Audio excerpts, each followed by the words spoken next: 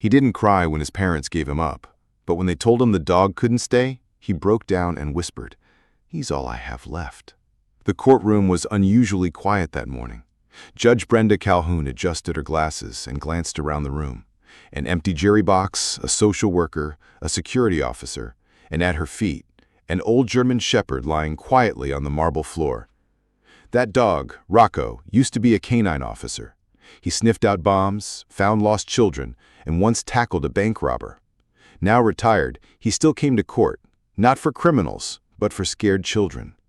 Today, he was here for Jaylen Reese, a 9-year-old boy sitting stiffly beside his social worker, clutching a dirty plush toy. 6 foster homes in 3 years.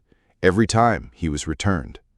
Too quiet, uncontrollable when upset, doesn't bond, unadoptable. Judge Calhoun had seen those words before, but this time, something felt different. "Is the child ready to speak?" she asked. Ms. Ortiz leaned in and whispered to Jaylen. He didn't respond.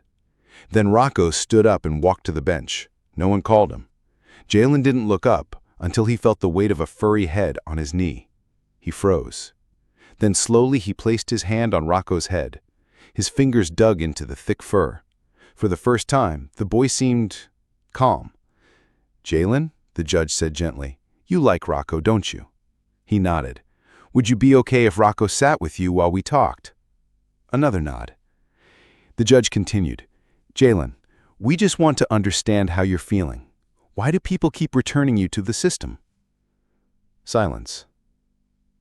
Then a raw voice. "Because I break stuff when I'm scared." Ms. Ortiz's eyes welled up. Jaylen continued, "Sometimes I wake up and forget where I am. I look for my mom. I scream. I punch walls. One time I threw a chair. I didn't mean to hit Miss Claire. She was nice." Judge Calhoun let the silence speak. "I don't talk much, because people lie. They say they'll keep me, but they don't. So I stopped talking." He rubbed the dirty fur of his plush dog. It looked just like Rocco. "Do you know why you're here?" the judge asked. He hesitated. "To see if I'm going to juvie?" "No, sweetheart," she said. "We're here to understand what's best for you." "But no one wants me." And then he asked the question no one was ready for. "Am I nobody's son?" It shattered the room. The social worker sobbed quietly. Even the bailiff turned away. Rocco, as if understanding the pain, pushed his nose into Jaylen's chest. The boy wrapped his arms around the dog's neck and buried his face in the fur. Judge Calhoun's throat tightened. She leaned forward. Rocco wasn't wanted either. After retirement, no one wanted him. But someone saw he still had value. Jaylen looked up. "Like me?" "Exactly like you." "Ms. Ortiz, any families being considered?" She nodded. "1. Thomas Blake, former military. Lost his wife, adopted a senior dog, applied to foster a child who doesn't fit the easy label." Jaylen perked up. "He has a dog?" "A rescue. Name's Max. Can I meet them?" The judge smiled. "Let's arrange that." She asked one more question. "If Mr. Blake adopts you and Rocco retires, would you like Rocco to live with you?" Jaylen's face lit up. "Really? He can be mine?" "If he wants to," she replied. Rocco licked Jaylen's cheek. The courtroom laughed softly. 3 weeks later. Autumn sun filtered through Thomas Blake's farmhouse outside Cedar Hill. The air smelled like fresh baked bread. Jaylen sat on the porch swing with a leash in one hand and a toy in the other. Max, a gray mutt, lay beside him. Rocco, now wearing a red bandana that read, "Retired, not tired," sat on his other side.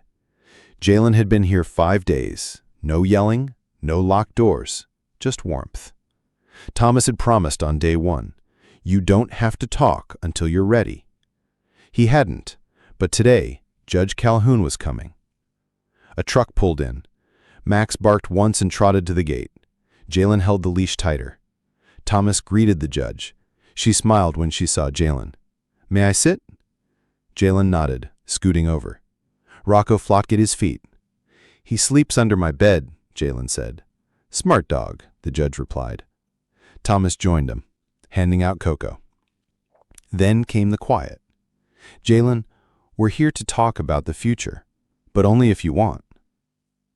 "Do I get a choice?" "You always had one," Thomas said.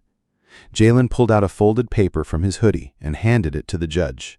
It read, "I don't want to move again. I like it here. I don't break stuff here. Max lets me hug me when I have nightmares. Thomas makes pancakes with blueberries.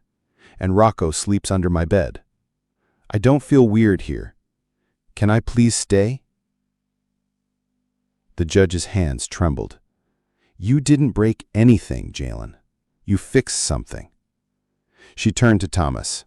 "Are you ready?" "Yes, ma'am. I'm ready. To be his father, for real. Forever." Jaylen looked up. "Even when I scream?" "Even then." "What if I break something?" "Then we'll fix it together." "And Rocco?" "He already chose your room, didn't he?" Jaylen grinned. The judge opened her briefcase. "Let's make it official." Thomas signed. Then Jaylen. Jaylen. Rocco barked, proud and loud. The judge laughed. "That's a first." That night, Jaylen lay on the floor in 2 big pajamas, plush dog beside him, Rocco snoozing nearby, Max curled close. Thomas read on the couch. "Hey, Thomas," Jaylen said. "Yes, buddy? Can I call you Dad now?" Thomas dropped his book, nodded. "I'd like that very much, son." Jaylen's smile beamed. He wasn't nobody's son. He was somebody's everything.